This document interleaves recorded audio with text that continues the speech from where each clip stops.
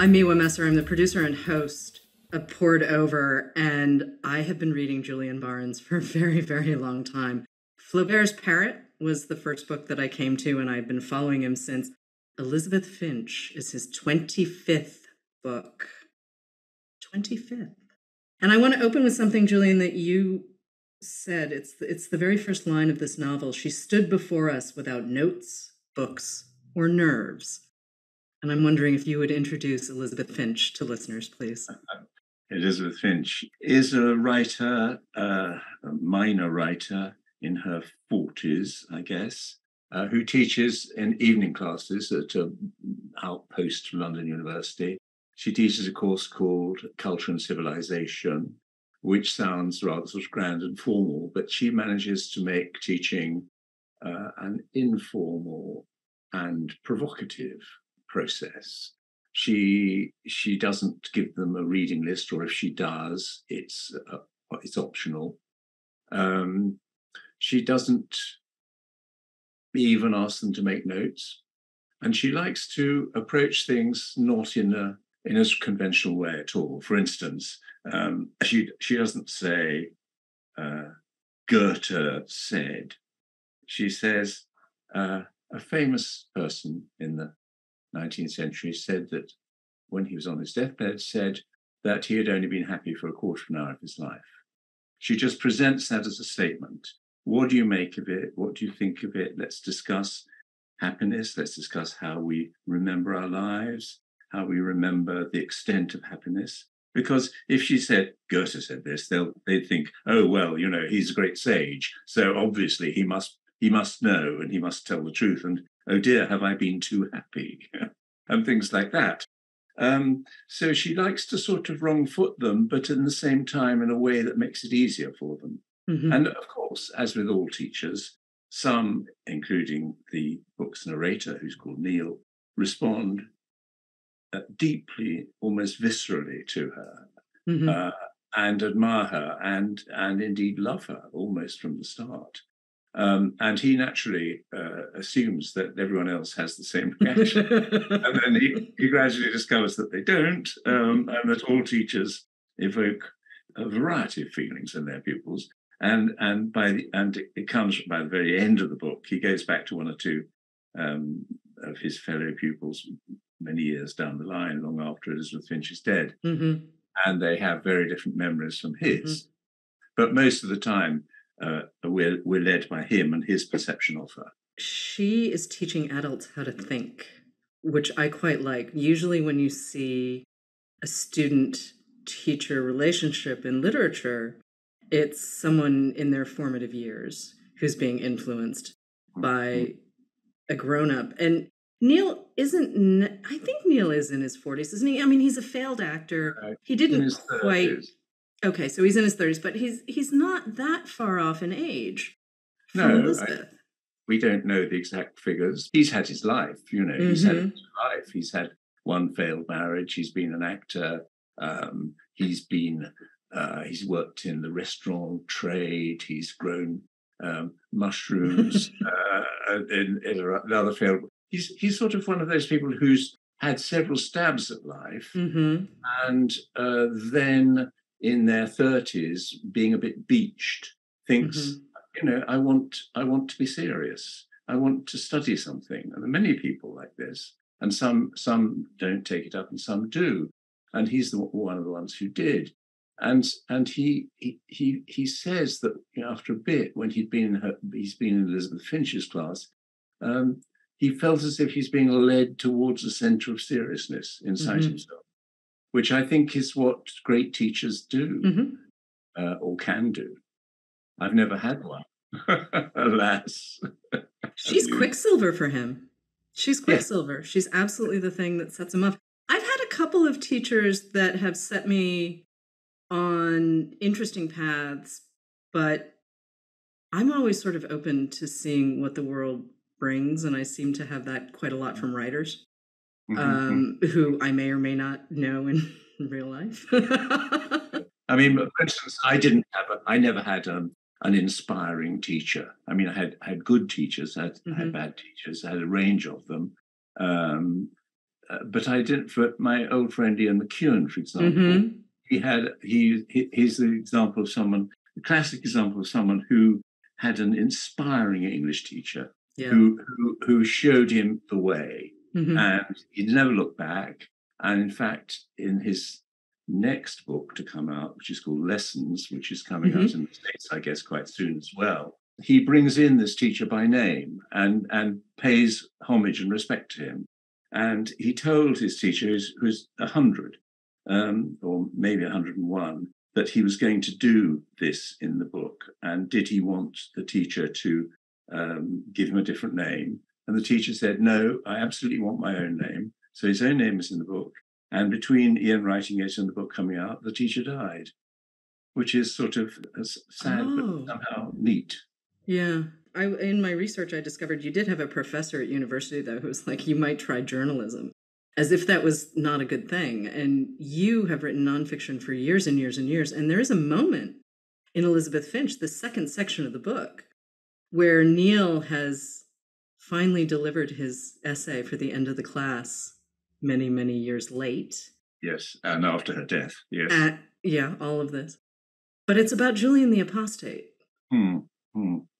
And I'm curious as to why Elizabeth has this connection to Julian the Apostate. And I've read the book a couple of times now. I think I understand, but at the same time, I'd love to hear you explain how Elizabeth ended up with Julian. Well, I think the connection is being in a spirit of contrariness towards your own times. I mean, there's a moment when Neil says of Elizabeth Finch, she didn't seem to be present in the normal way in the living world, in the current world, and yet she didn't seem old-fashioned. It was more as if she was sort of above time or beyond time, like some ancient goddess, he says very specifically. And though that's an exaggeration, she's a very human person.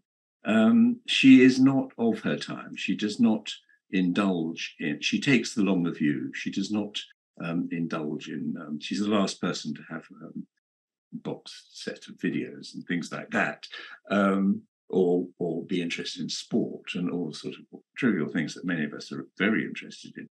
And so I guess one of the connections is that Julian the Apostate, who was the last pagan emperor of Rome, was also someone who was against his time, though in a more extreme way.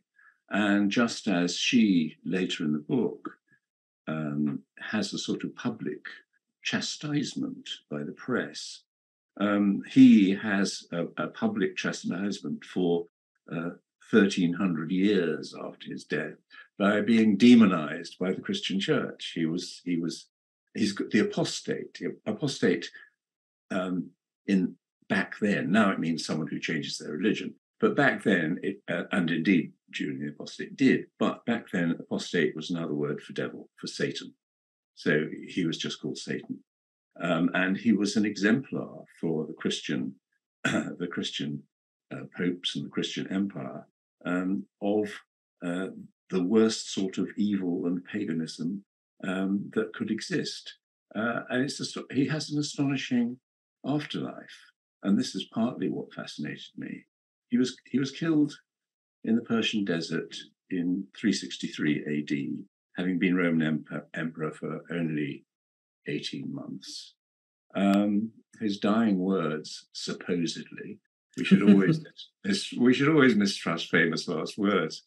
His dying words supposedly were, "Thou hast conquered, O pale Galilean." Pale Galilean being Jesus Christ. Mm-hmm. And this is supposed to be a mission of both military and theological acknowledgement of failure. Of course, the quote was made up several decades after his death by a historian. But it was a line that I first came across in a Swinburne poem about 10 or 15 years ago.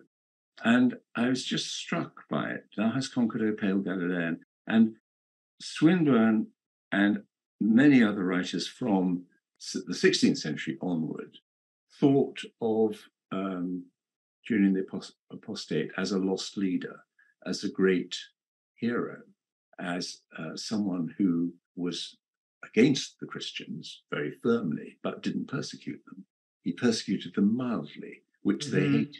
They wanted to be persecuted strongly because they wanted martyrdom.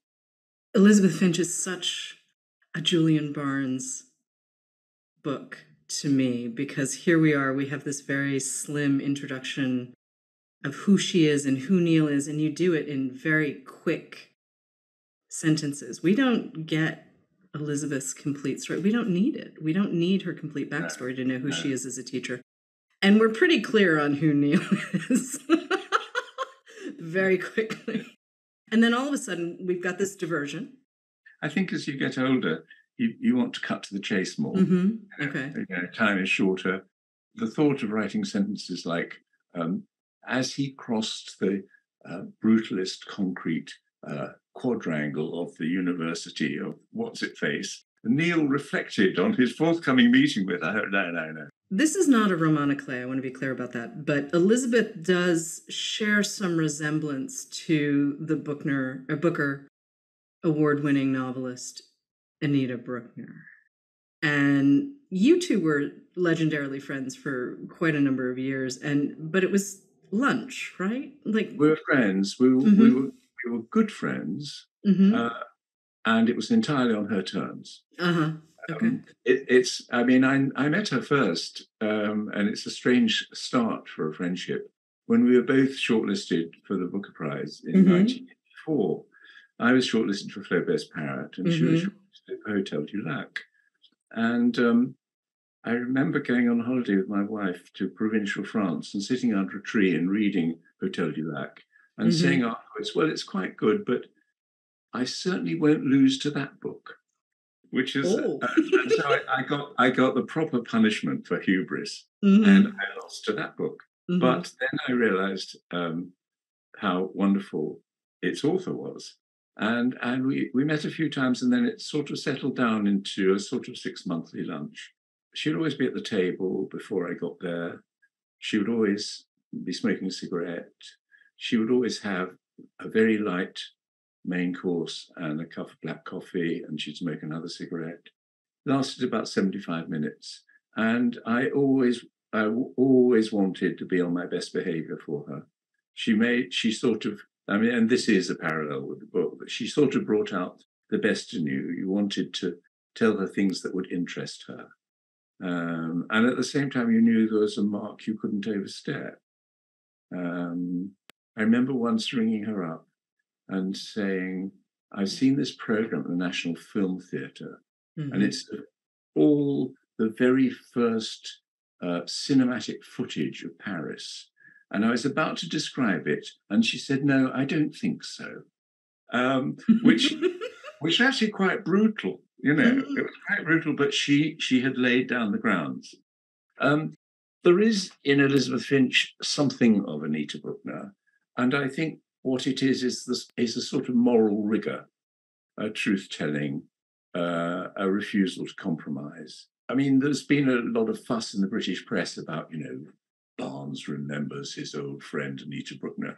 No, Barnes doesn't, and Barnes can't think of anything more boring than a roman à clef about another writer. I sent the book to my an Australian friend who's a writer, Murray Bale, who knew Anita very well. He probably knew her more than I did, better than I did. And he wrote back and said, yes, a very faint whiff of Anita. And I think that's as far as it goes, that it's like, her scent lingers in the room after she's gone. But she was certainly at the starting point, yes. I think Neil also has moments where he's underestimating Elizabeth. Actually, I'm just going to quote you again, because that's the easiest way to do this. Also, by a kind of protectiveness, because in a way we sense that she was unfit for the world and that her high-mindedness might make her vulnerable. And this was not meant to be patronizing. So, Neil, all best intentions, and yeah, he's patronizing, but vulnerable is not a word that I would ever use to describe Elizabeth Finch. No, but he is picking up on her unworldliness. A certain, in some ways she's incredibly worldly, but she doesn't interact with the everyday world. And while that looks and sounds patronizing from Neil, by the end of the book, Elizabeth Finch has suffered a sort of public shaming at the hands of the press. And so that's the sort of thing that he, in a gauche way, thinks he must try and protect her from. It's ambiguous, that attitude of his. You know? It's not just patronizing. It's also tender. You know, this is what we do in relationships. We often see a person's strengths, but also half suspect their vulnerabilities and their weaknesses, which may be our invention, but they're part of what this is, which is the kind of love relationship. It's very clear early on that Neil is in love with Elizabeth in a platonic way. I mean, he just loves her as a human. Yes. But the stories he tells himself about everything push him more towards the unreliable narrator than the person Neil thinks he is, I think. In a funny way, most unreliable narrators think they're reliable. And I think he's one of them. I mean, I didn't pitch him to myself as an unreliable narrator. He obviously is prejudiced, and he's prejudiced greatly in favor of Elizabeth Finch and is half in love with her. And later on, other students, fellow students, say, oh no, you know, she wasn't a really good teacher. No, she was so old-fashioned, you know, she didn't have any understanding of theory for a start and stuff like that, which both contradict him and in a way confirm him in his views. The way Neil approaches history, he has no real sense of history until he sits in Elizabeth's class and starts to put together pieces. And it's, as you said earlier in the conversation, that he is looking to engage with a new way of learning, and he wants to just do things differently, and he wants to have almost a project. And he does talk about being the king of unfinished projects. That's what his daughters call him, yes. Right. Yes. And there's so much conversation, though, about history and the way we see it and the way it shapes us, and the fact that history is something that happens in the moment, that it's not just this dry thing that follows us around. No. And that, to Neil, is revelatory. He's never thought about the world that way. He's just sort of like, well, this is the thing I was taught. Yes. And that is what you tend to think if you don't take history very seriously, and if you're just taught the history of your triumphant country at school. He's very struck at one point by a quote that Elizabeth Finch gives the class. I don't know if she even identifies it as being that of Ernest Renan, the 19th century French philosopher and historian. And it's a wonderful and profound remark, which is, getting its history wrong is part of being a nation. And it's very interesting what he doesn't say. He doesn't say, which would be interesting but more banal, getting its history wrong is part of becoming a nation. Because we all know that there's a creation myth. Every country has a creation myth. We defeated the invaders, we've fought them on the beaches, etc., etc. But his point is more profound. Getting its history wrong is part of being a nation. In order to continue to be a nation, you have to continue to get your history wrong and to retell it in a particular way. We need more of looking at the past. I mean, especially in Britain, you know, where our colonial history and our history of deep involvement in the slave trade has been sort of, you know, pretty much whitewashed for hundreds of years. And it's slowly coming to the surface. I mean, other nations do it differently. I mean, the Germans are famous for re-examining their past in a much more serious and fundamental way. We, or the conservative side in my country, thinks that as soon as you say, oh, but that person actually, he was a slave trader as well as a financier, you're sort of somehow trying to tear down and destroy what is our history. But our history is their history rather than our history. And so there are lots of histories. And this is one of the things that Elizabeth Finch leads Neil to, the notion that Mm-hmm. it could have been otherwise. Mm-hmm. Alexander Pope in Essay on Man has the line, whatever is right. And he's going to justify God's ways to man. But whatever isn't necessarily right. It's what we've been presented with at a certain point when we were born into this world. And so she gets Neil to reflect on what would have happened had Julian the Apostate, having brought the Roman Empire out of Christianity and reintroduced paganism, what if he had not just lived for 18 months and then been killed, and then Christianity took over for the rest of the time? What would have been avoided was the immense destruction and violence by the early Christians. They were famously violent, and mainly violent in internecine strife. The Christians killed 300 times more of their own than were killed by the Romans. We think, Romans, they just dragged Christians into the Colosseum and had them eaten by lions. Well, no, actually, they didn't kill many Christians compared to the number of Christians killed by their fellow Christians. And then there's the immense destruction of Greek and Latin texts, monuments, paintings, sculptures. 98% is the figure generally agreed of the amount of Greek and Roman texts that were destroyed and disappeared. They just wanted to destroy and wipe out Hellenistic civilization.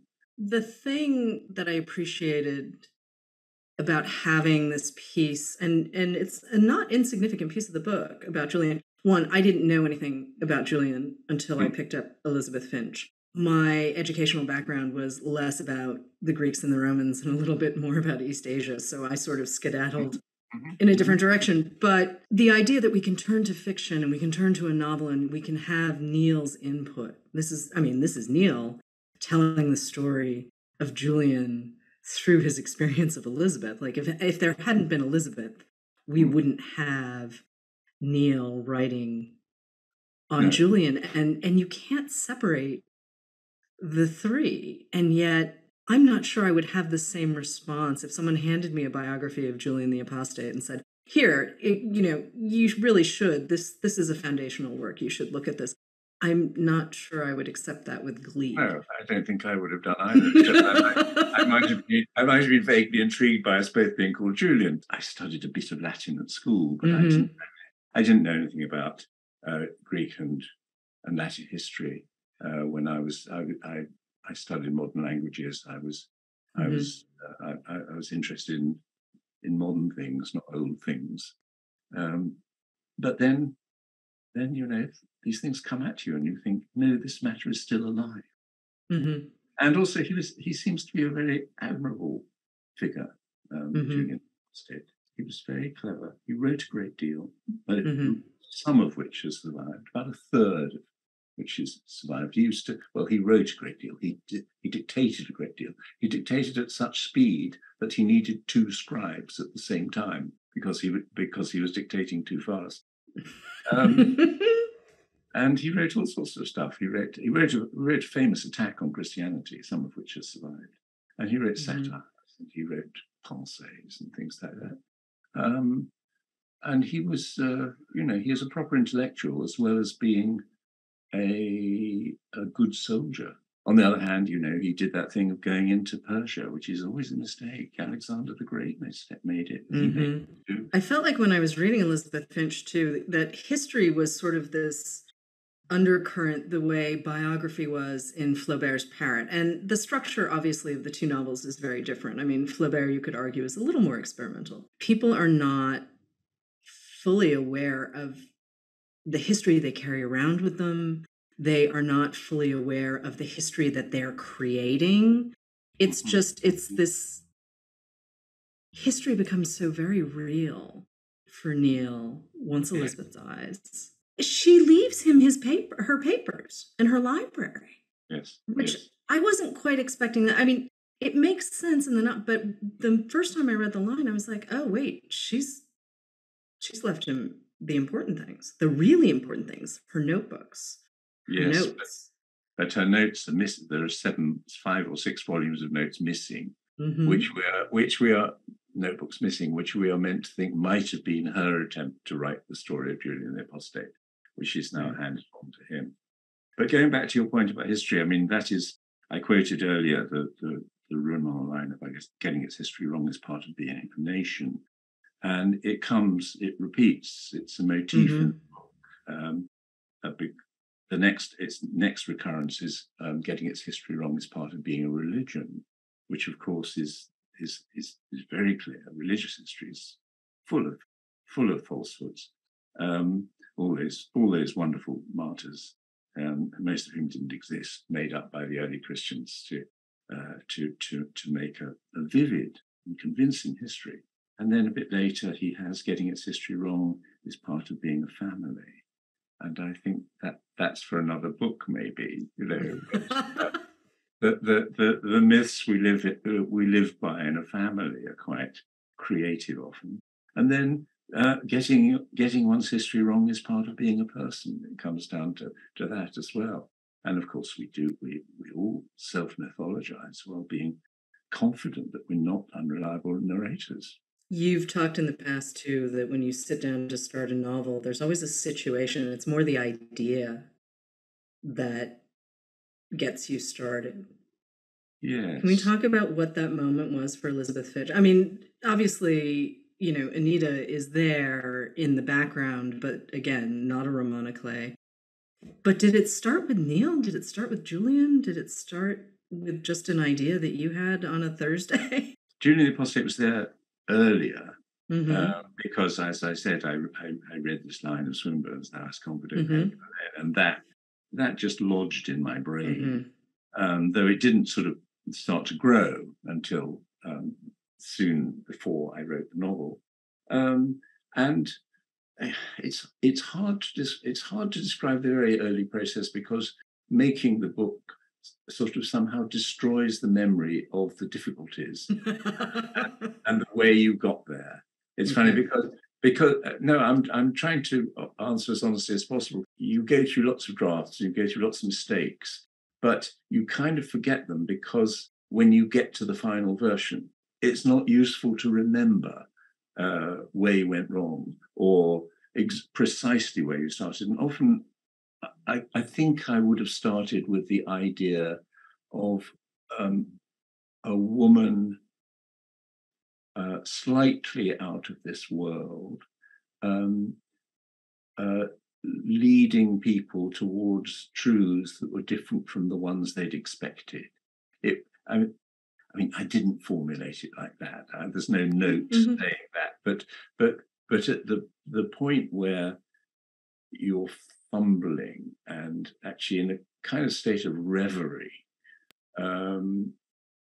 something like that was beginning to form in my mind.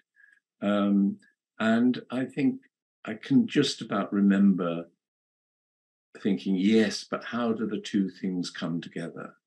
How do the two things come together? And they come together in the parallel characters of Elizabeth Finch and Julian the Apostate, and also in the fact that she is the one who leads Neil to Julian the Apostate and explains history in the way that makes him a fascinating figure for Neil, and I hope for us.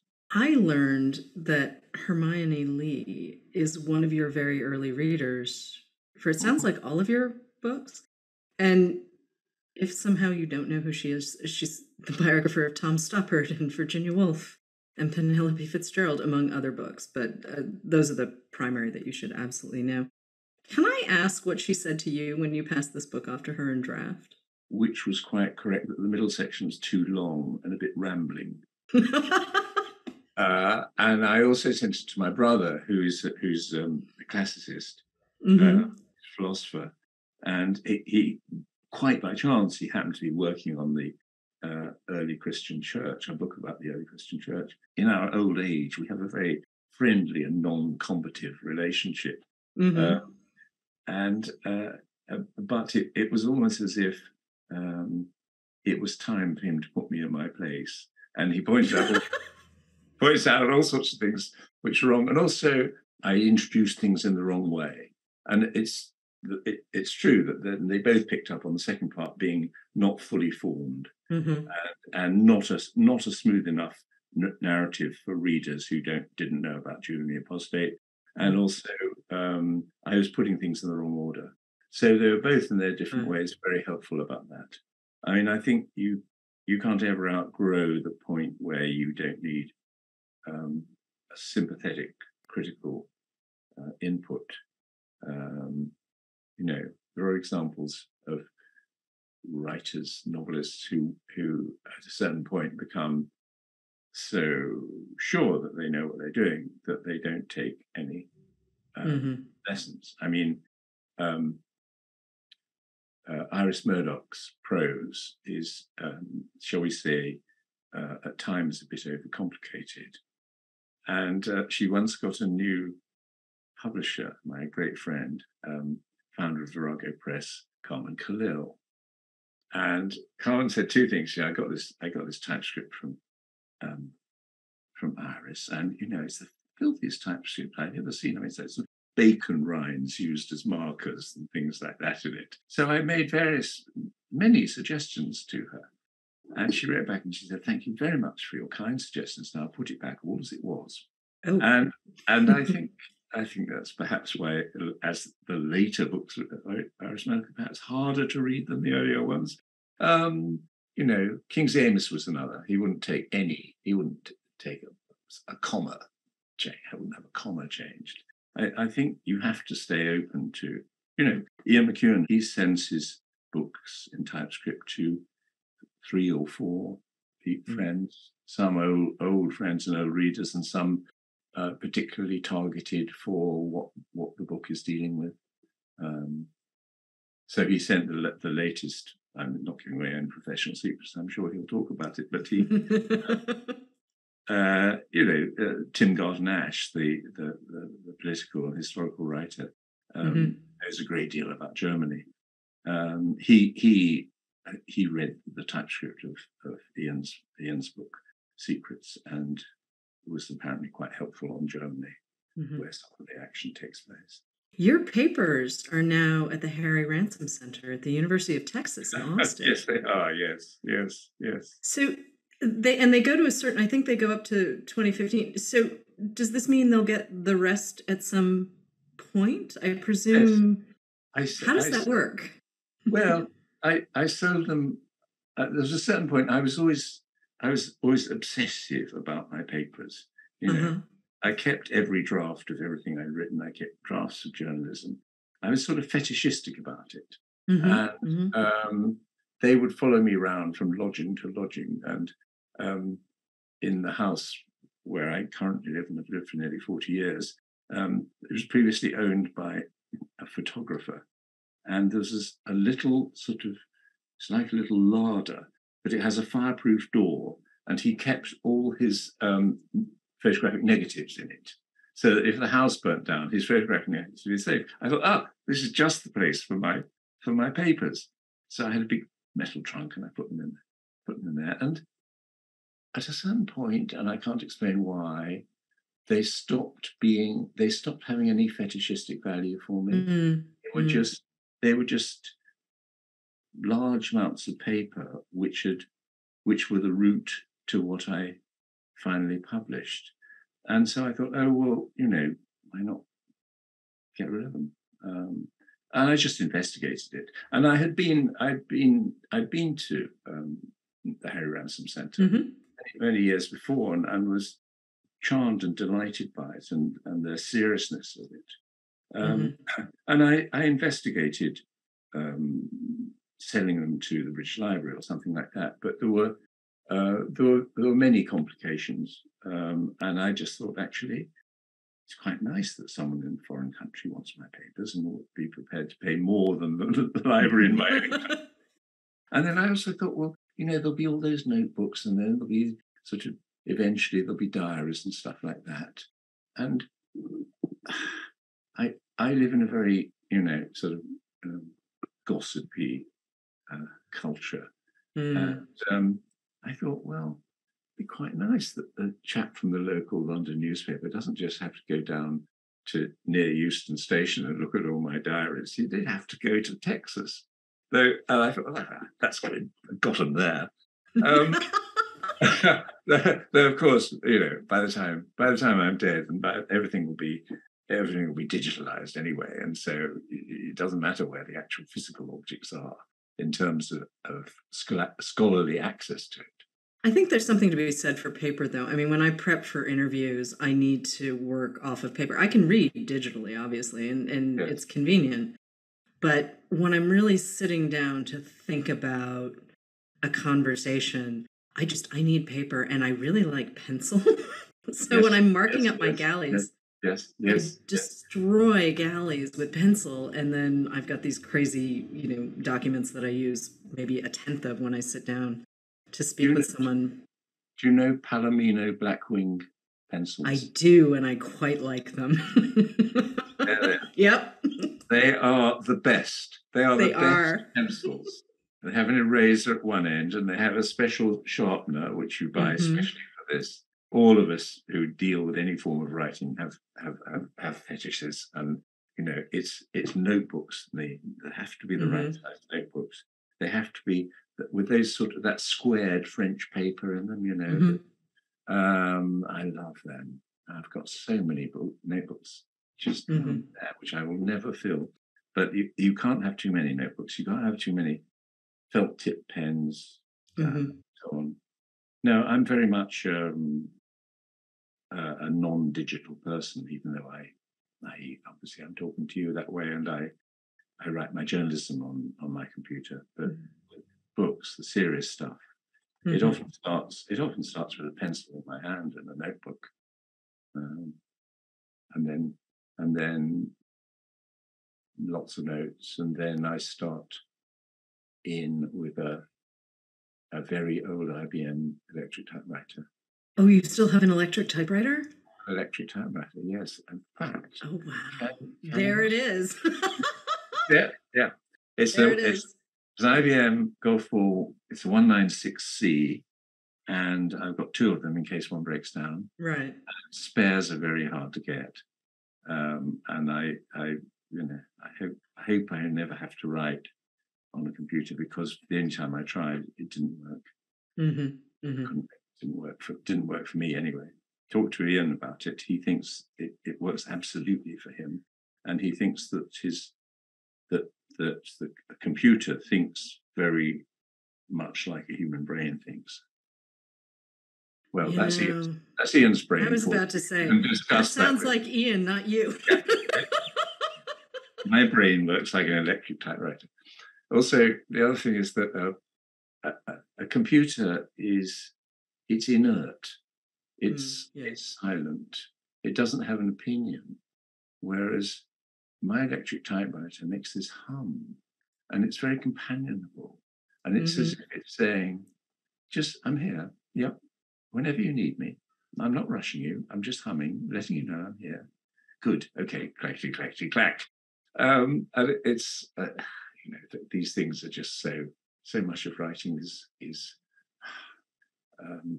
about intellect and feeling and form and style and so on. But there are bound to be areas where you just need something visceral. You need something being cheered up by a humming electric typewriter. If that's what gets you to the right word, I'm okay with that, because you are so precise in your language. And this is something you've always shared with Flaubert, who's been a massive influence for you over time. I mean, you've said that you started reading in French as a teenager. And Flaubert's Parrot still charms me. I picked it up before we were going to sit down and talk. And it's been a while since I had read it. And, there's Gerald being Gerald. Writers can only do one thing.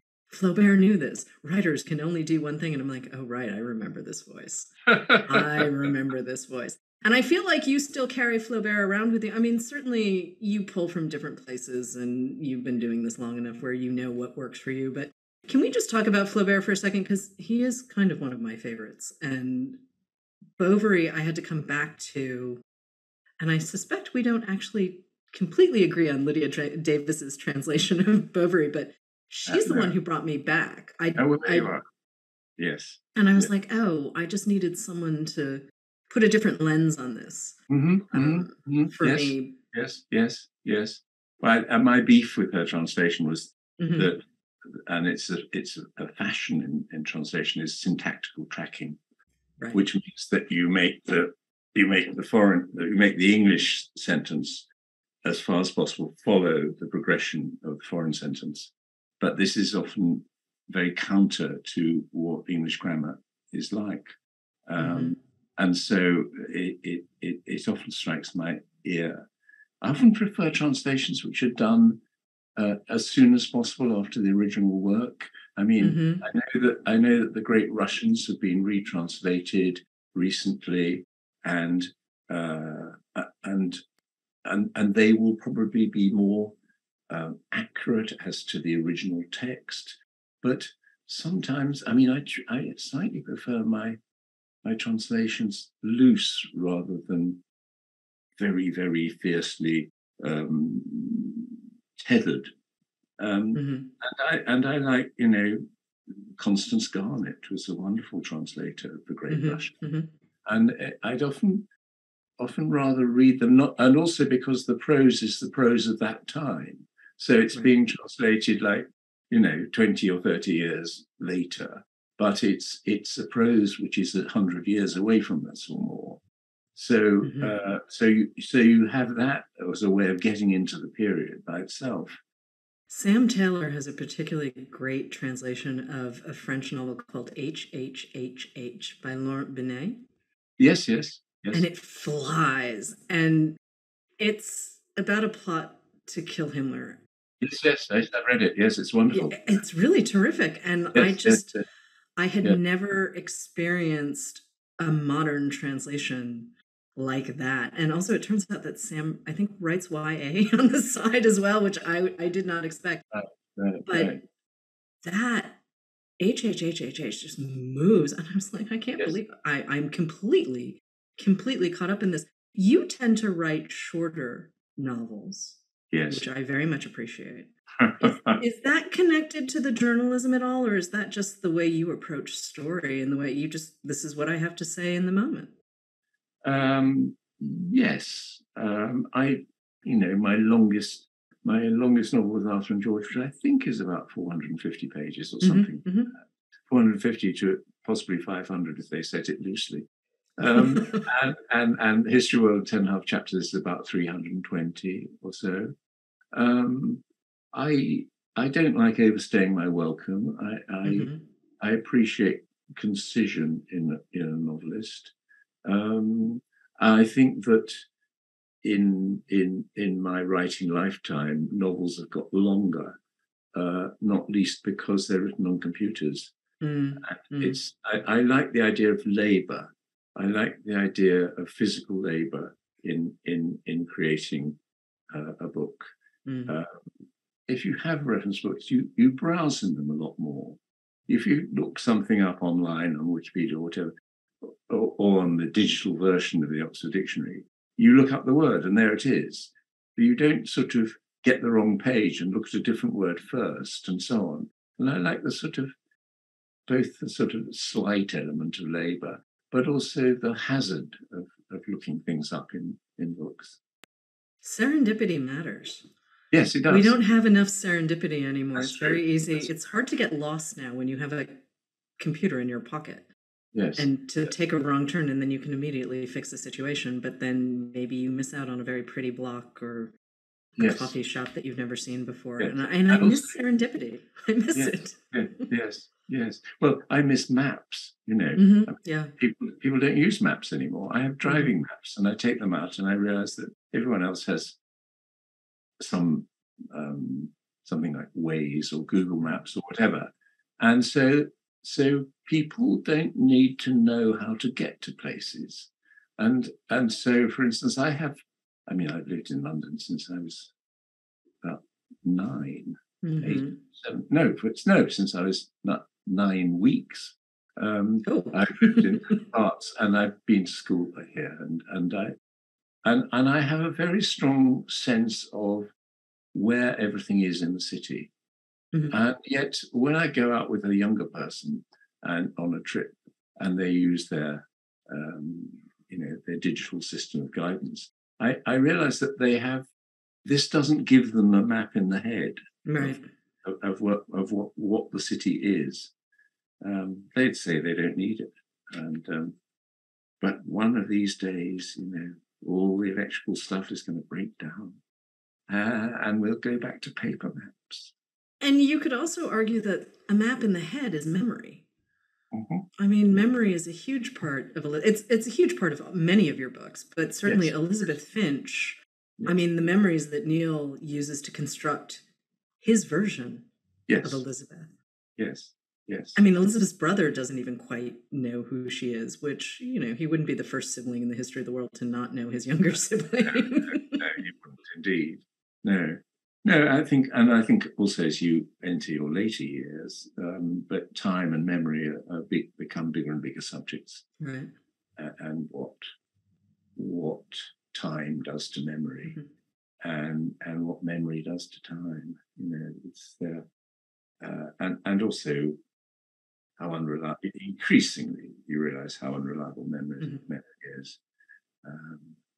I had a long discussion with my brother when I was writing a book called Nothing to Be Frightened of, which is mainly about death, but it's also a sort of family memoir.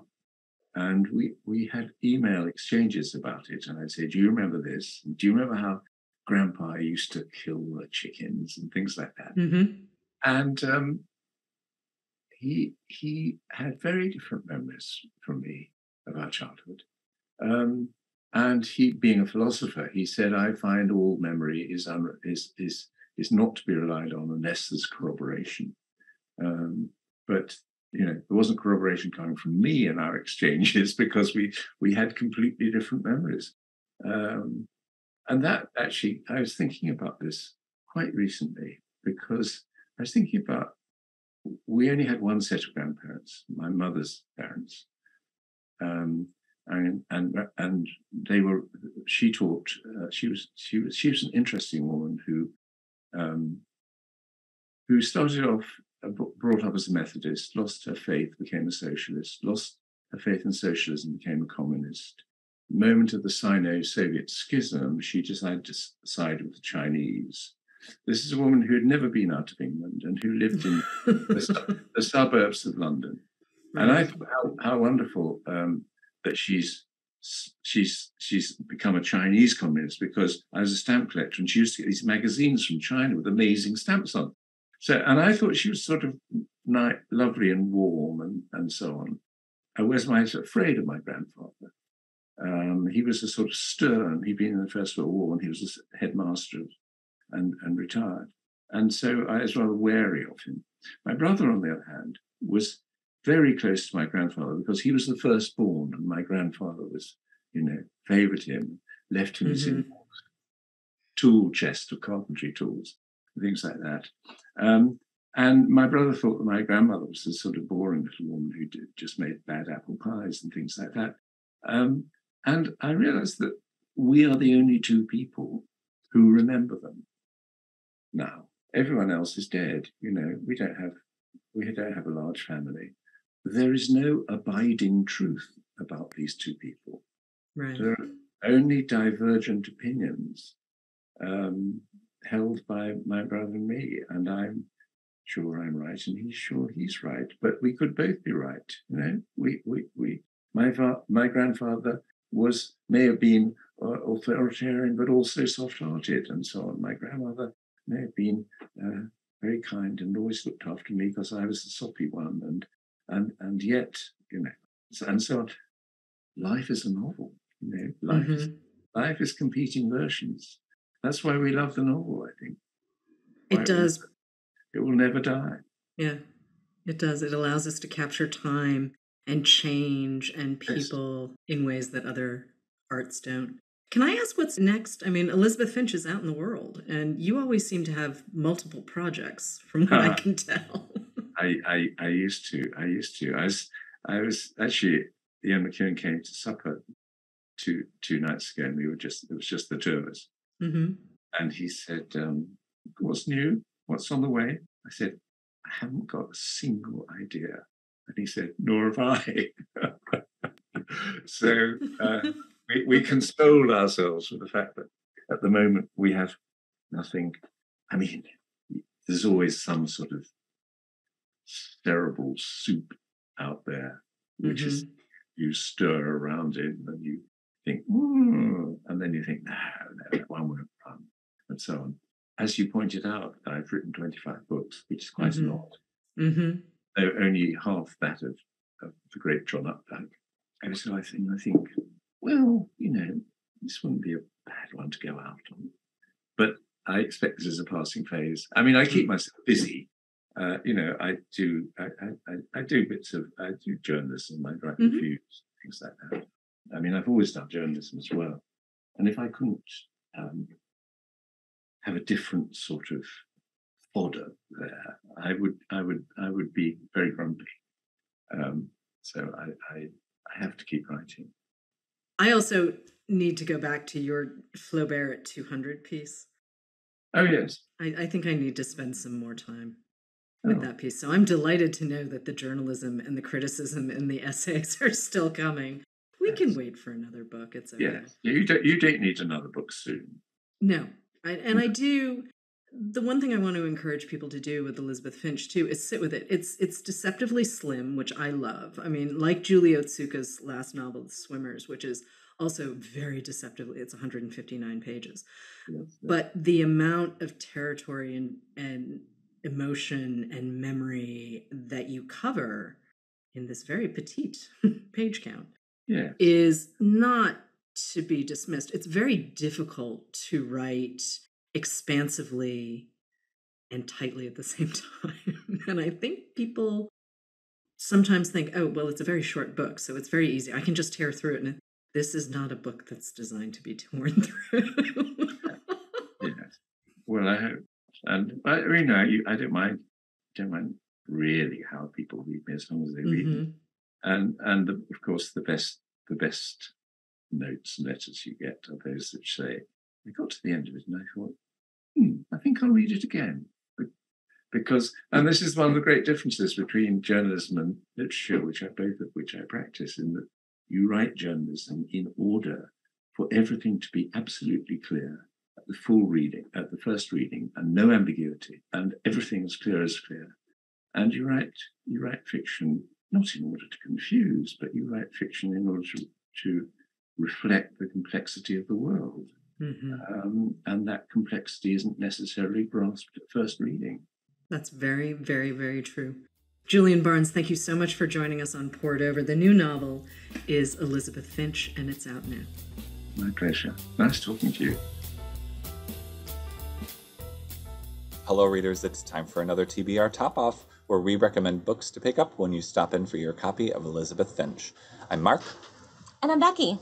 And we're coming to you from my home store in Cincinnati, Ohio. I'm going to go ahead and jump right in if you're okay. Of course. Thank you very much, because I'm very excited. I love Julian Barnes. I'm very stoked for his new book. And I decided to choose a book by the author Anita Brookner, who inspired the character of Elizabeth Finch. She was a very close friend of Julian Barnes. So pretty fitting that we would talk about her today.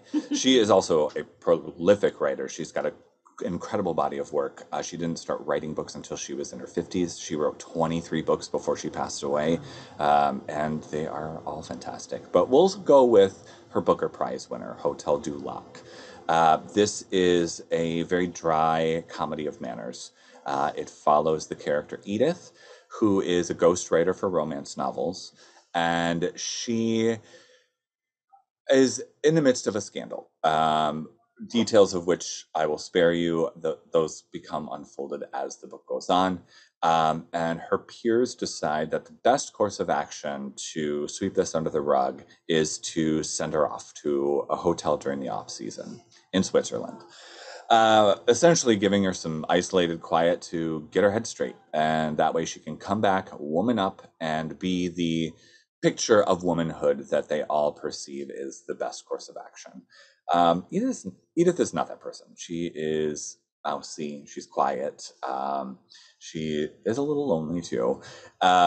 But she goes anyway. She's going to use this time to the best of her ability and see what happens. And during her adventure there, she gets sewn into the lives of some of the people who are staying at the hotel. It's pretty sparsely populated at this point. It's during the off season, kind of autumn. But she starts to observe and make opinions of and just become wrapped up in the lives of these people, including a gentleman who I believe wants to pursue something a little bit more. I just really like the way Anita Brookner writes. She is wry, she is dry, she is quiet and subtle and snarky in a very nuanced way. And she's a great observational writer. She knows people really, really well. And this book is just a fantastic way to explore secrets and what happens when we let those secrets out for good or for ill. It's just a very sublime slow burn. I love it so much. So check out Hotel du Lac by Anita Brookner. Becky, do you have one for us? I do. Yay. Oh, so I actually picked someone who I thought was very similar to Julian Barnes. And so that author is Kazuo Ishiguro. And I know. And I went with I think it's his newest book, Clara and the Sun. Oh, yes. So yay. I love it. So anyway, like I said, I picked him because I think he and Julian Barnes are very similar in the way that they tell stories. They're very slow, subtle, matter of fact. And they just, things happen told in just a very quiet way that the characters themselves never freak out, but you as the reader are. Yeah. You're the one that's like, what is happening? You're freaking out over things like, you should be mad about this, or your heart is breaking. And the characters are just going through it all quietly. Anyway, so Clara and the Sun, you will fall in love with Clara. We meet her in a store because she is an artificial friend. So basically kind of a robot doll for teenagers. And this is in a dystopian future. So basically she's there so that kids don't get lonely, is kind of the idea. And so we meet her in the shop where she is observing everything that's going on, both in the shop and then through that front window where she gets to see the sun and she gets to see people walk by. And so she's so sweet and innocent and naive. And so you're reading her observations and they are just adorable. And she's dreaming really and hoping for someone to pick her, that she'll get to go home with a family, and she does. And then and we just get to follow her through all of it. Like I said, you're just going to fall in love with Clara. She is so sweet and innocent and just pure. And the things that occur to her are not always. And so you are left heartbroken sometimes of just what's happening. And you're like, but no. But it's, yeah, anyway. I don't know. I just couldn't stop. I could just talk about this book forever. It's so beautiful. And it's another one of those books that explores what it means to be human, but also what it means to love someone, but also then be loved by loved yourself. So anyway, Clara and the Sun by Kazuo Ishiguro. Please pick it up. Oh my God. I could talk about that author all the day. I love him so much. It's such a good book. Everything he writes is brilliant, much like Julian Barnes. Yes. You're right. It's that subtlety. It's that outrage that they allow the readers to have so that the characters can accept their lot in life. Where we are like, no. Better. Yes. Oh my gosh, it's so brilliant. Well, thank you so much for tuning in to Poured Over. That's all we've got for today.